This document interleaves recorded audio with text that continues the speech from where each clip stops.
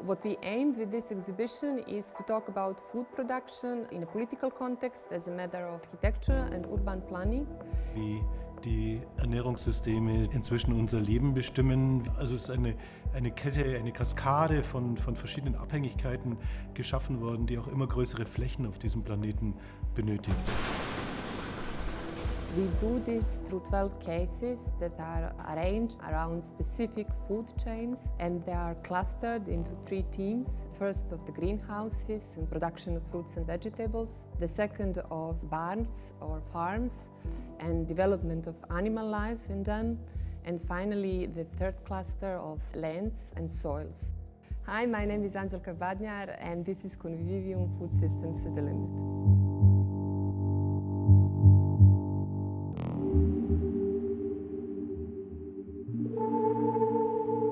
We usually have a sense that a greenhouse is a very dumb structure, but actually a greenhouse is a much more sophisticated machine. We call it a cyber-physical system because it combines technologies like robotics, sensors, Internet of Things to control and regulate different flows. Light, air, water, labor are very precisely regulated to maximize plant growth. So indeed, the greenhouses become a black box of production. The way these technologies are usually put forward in a market, let's say, is about sustainability. So if you compare a Dutch greenhouse with the high-tech greenhouse with the low-tech plastic greenhouses of Almería in Spain, a Dutch greenhouse produces 3 times more tomatoes per hectare than in Spain and consumes a fifth of the water. So that's sustainable, but at the same time, it consumes almost 1,000 times more energy to basically heat and bring light to the plants.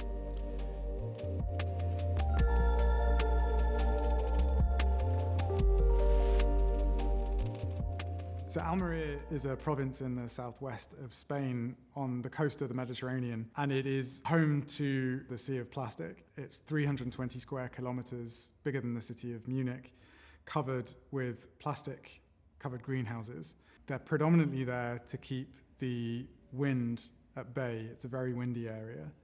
And these greenhouses produce vegetables and fruit that are exported across Europe, but predominantly for Germany, France, and the UK.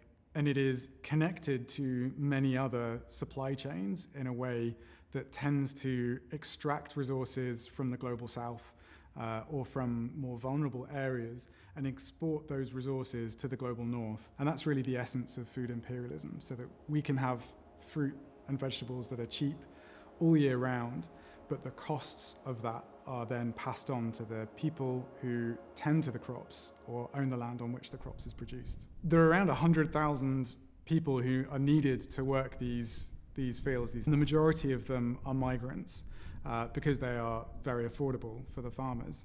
We think around a third of them are not documented, and many of them are exploited and paid well below, sometimes as low as 50% of the minimum wage. واخا هكاك لقينا فيه شويه الشجر ماشي مشكل، المهم بنادم هو ياكل يعتق العيش من اجل البقاء. So one of the things that I was really shocked by is the link between 2 food supply chains. When I was photographing salmon farms in Scotland, having been in Almería and photographing the greenhouses there, and I read a report that said that salmon farming in Norway relied on wild fish to feed the salmon that were taken from West Africa. And for every 1 kilo of salmon produced, they need to feed it upwards of 5 kilos of wild fish. And that fish at the time was being taken from the coast of Senegal, the Gambia, and Mauritania, which meant there were no fish available for local people. And that was a driver of migration. Wir haben versucht, eigentlich eine radikal nachhaltige Ausstellung zu generieren, die entweder mit geliehenen Objekten gebaut wird, das sind Gemüsekisten, das sind PVC-Streifenvorhänge oder auch die Plastiktüten im Eingangsdeckentextil.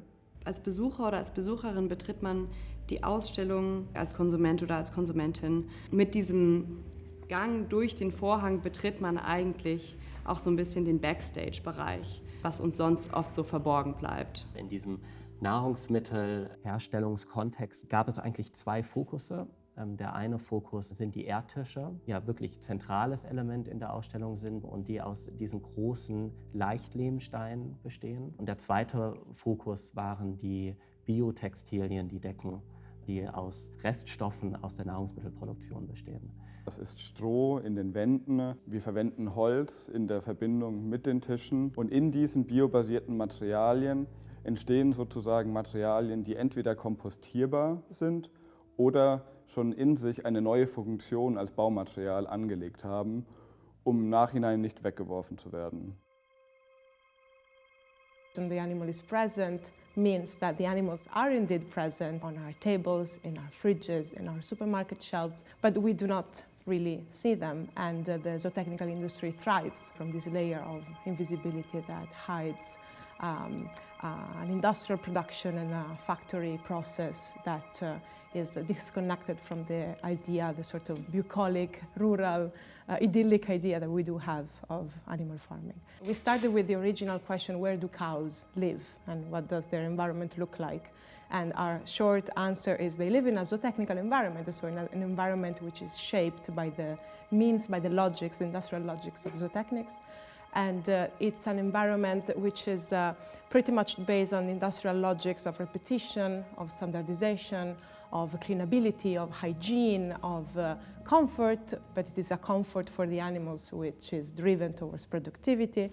And the handbook, to me, is the key mediator that translates the abstract industrial logic of zootechnics into something which is built and which is replicated all over the world. So the handbook becomes the place where this abstract knowledge from the architectural one, connected to chemistry, to farming, to agriculture, as well as veterinary science, are all condensed into an object of knowledge circulation. The two-type cow is a painting and a model, a physical model of the cow, which represents and shows what the ideal cow should look like. So if you want to select cows for transmitting, genes and into the families in the future, you need to have these elements of how do you judge the body of the cow to assess whether this cow will be productive or not. A good conformation in one animal is like when you build a house or bridge or any kind of building. The most important thing is the structure. Any animal which is built on a very balanced way is going to provide us an animal with less problems. It helps to make life a little bit longer. This cow, of course, doesn't exist. It's perfect, so it doesn't exist. And is also impossible to reach because industry and the breeders' associations change the type every X amount of years according to the needs of the industry. Parallel to the population of 8 billion people that inhabit the planet, there is another more than human population layer that consists of all the livestock that we raise to support these human populations. And as human diets meatify, meaning as we consume more and more meat, this more than human population of animals not only increases in numbers, but also densifies and intensifies in the ways it is organized on the planet. So there are, at any given moment, more than 1 billion cows, more than 1 billion pigs, more than 30 billion chickens, continuously, slaughtered and raised every year. But because they are more and more concentrated in higher and higher densities and numbers, now these more than human populations create their own footprints. What is being created is a series of livestock hinterglobes, we could call them. So it's not the traditional hinterlands that we often associate with a specific region or a specific relationship with one point of consumption, but this complex multiscalar web of multiple landscapes that are basically very interdependent to each other and constructed to support cities and urbanization. A concept that is very helpful if we want to understand that is the concept of ecological surplus introduced by Jason Moore, who highlights the source of surplus value as the unpaid work of human or more than human agents. So in order for you to appropriate this more than human work, you actually concentrate more and more of these animals, of these plants, you put them at work, right? But the more you concentrate them together, their capacity to reproduce themselves is being reduced, is being cancelled, and you need now to support it through inputs, through commodified inputs that create this chain of reaction that ends up including more and more landscapes into the construction of this cascading operationalization of the hinterglobes.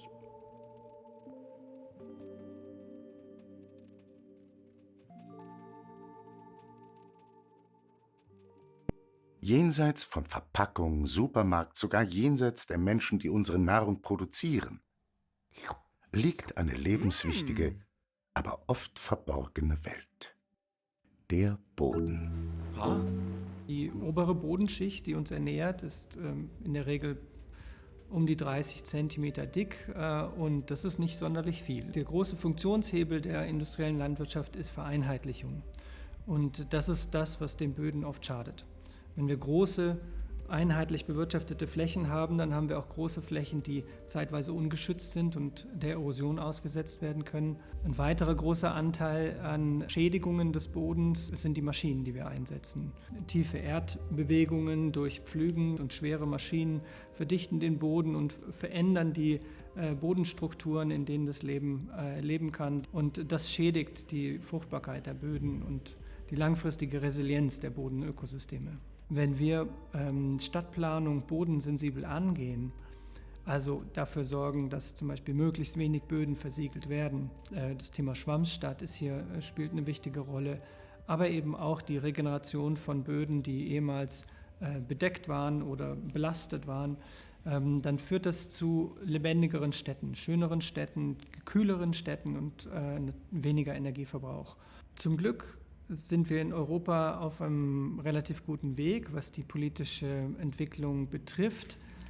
Gleichzeitig muss man dazu sagen, solange die landwirtschaftlichen Subventionen auf Flächen ausgerichtet sind und nicht auf ökosystemrelevante Leistungen, solange werden natürlich die Landwirte, die gut für den Boden wirtschaften, benachteiligt und die auf großen Flächen mit großen Maschinen arbeiten, bevorteiligt. Und die Förderstrukturen müssen so angepasst werden, dass die Landwirte, die auch für den Boden mitarbeiten und damit auch für zukünftige Generationen und resiliente Nahrungssysteme, dass die auch entsprechend dafür belohnt werden.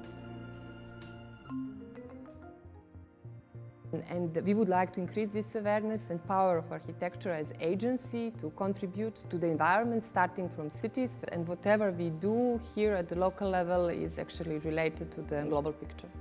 Mein Wunsch für die Zukunft ist, dass die Nahrung wieder regionaler produziert und transportiert wird, dass es mehr solche genossenschaftlichen Verbände gibt, wie dieses Kartoffelkombinat, was wir auch mit berücksichtigt haben. Wir müssen wieder eine Verbindung zurückbauen zu unserer Produktion der Ernährung und dass es eben nicht abstrakte Produkte sind, die man nur eingeschweißt in Plastik aus dem Regal nimmt, sondern dass es vielleicht auch nochmal wieder einen persönlichen Bezug dazu gibt, wo die Produkte herkommen.